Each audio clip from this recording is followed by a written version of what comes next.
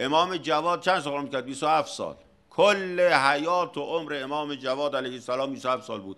سخن امام جواد جاودانه است به جاودانگی پروردگار، نه خودش. بدن امام جواد چند سال تو این دنیا بود؟ 27 سال. چه امام زمان 1200 سال عمر کنه، چه 12000 سال عمر کنه، با یک روز امام جواد تفاوت نمیکنه، هیچ فرق نمیکنه، چون هر دو امامن، تفاوتی نداره. بدن در این دنیا هست، اون امامت و اون ولایت، اون که در مافوق مکانه، مافوق زمانه. درست شد؟ اون سخن امام علیه السلام، اون سخن جاودانه است و ابدیت دارد.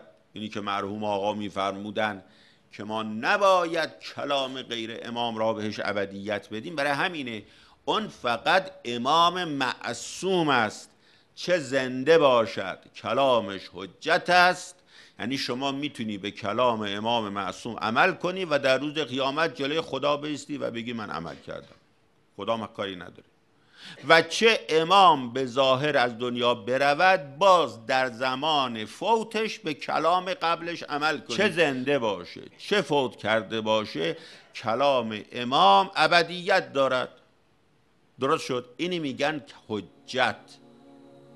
حجت یعنی دلیل، یعنی بیینه، یعنی قول محکم و دلیل استوار.